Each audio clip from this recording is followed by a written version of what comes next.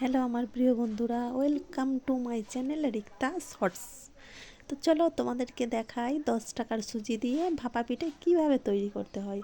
তো ধরো হঠাৎ করে পিঠে খাওয়ার ইচ্ছে হলো, তো বাড়িতে তো চালের গুঁড়ি নেই, তখন কিভাবে ভাপা পিঠে বানাবে সেটাই দেখাবো। প্রথমে সুজি নেবে, তারপরে নারকেলটাকে ভালো করে গুঁড়ো দিয়ে ছাই মেরে সুন্দর করে বানিয়ে নিতে হবে। তারপরে চলো দেখাই। তারপরে নারকেলটাকে তো গুঁড়ো দিয়ে সুন্দর করে ছাই মেরে নিয়েছি। তারপরে একটা বাটি নেব, দেখো এটা নারকেলটা সুন্দর করে গুঁড়ো দিয়ে এটাকে ছাই মেরে রেখেছি, আগে থেকে করে রেখেছিলাম। তারপরে একটা বাটি নিয়েছি, 1 কাপ সুজি দেব, আর 1 কাপ সুজি দেব, 2 কাপ এখানে সুজি দিয়েছি। তার মধ্যে অল্প করে পরিমাণে অল্প একটুখানি লবণ দেব, অল্প পরিমাণ মতো লবণ দেব। তারপরে একটু চিনি দেব। তারপরে সেই দুধের প্যাকেটটা দেখেছিলাম সেটা দেবো। এটা হচ্ছে গিয়ে বেকিং পাউডার 1 চামচ বেকিং পাউডার দেব। বেকিং পাউডার দেওয়ার পরে মিক্সড করে সেই গরম দুধটাকে এর মধ্যে ভালো করে দিয়ে দেব। হ্যাঁ, 250-র মতো দুধটাকে ফুটিয়ে নিয়েছিলাম। দুধটাকে ভালো করে ফুটিয়ে এটাকে তো ভালো করে মিক্সড করে নেব। মিক্সড করে নিয়ে এটাকে 30 মিনিট চাপা দিয়ে রেখে দেব। চাপা দিয়ে 30 মিনিট রেস্টে রেখে দেব। 30 মিনিট রেস্টে রেখে দেব এটাকে চাপা দিয়ে। 30 মিনিট রেস্টে রাখার পর তারপরে দেখো,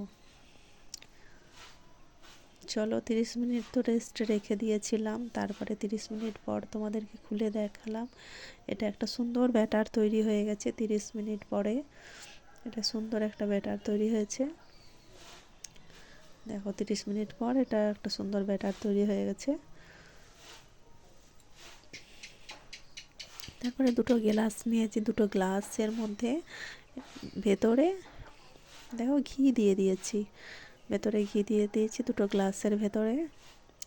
তারপরে এই ব্যাটারটাকে তো ওই দুটো গ্লাসের মধ্যে ঢেলে দেব। এখানে দেখো নারকেলটাকে সুন্দর করে আগে লম্বা করে নিয়েছি, তো ওটা গ্লাসের মাঝখানে দেব।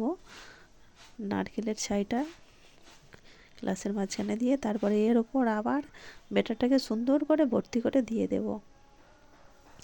তো দেয়া হয়ে গেছে। তো চলো এবার আমি গ্যাসের মধ্যে জল বসিয়ে রেখেছি। দেখো জল বসিয়ে রেখেছি, তো জলের মধ্যে গ্লাস দুটোকে দিয়ে দিলাম। তারপরে ওপর থেকে ঢাকনা চাপা দিয়ে দিতে হবে।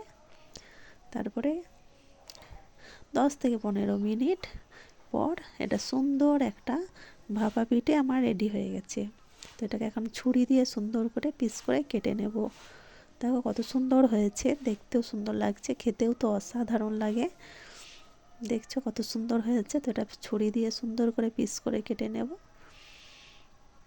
কত সুন্দর হয়েছে দেখছো, দেখতেও যতটা সুন্দর খেতেও সুন্দর লাগে। তারপরে দেখো ছুরি দিয়ে তো আমি সুন্দর করে পিস পিস করে কেটে নিয়েছি। অসাধারণ দেখতেও লাগে আর খেতেও খুব সুন্দর লাগে, টেস্টি। তো যাদের হঠাৎ করে পিঠে খাওয়ার ইচ্ছা হলে, বাড়িতে চালের গুঁড়ি না থাকলে এই সুজি দিয়ে নারকেল গুঁড়ো দিয়ে গুড় দিয়ে তোমরা এই ভাপা পিঠে অবশ্যই করে খেতে পারো। ওকে, টাটা।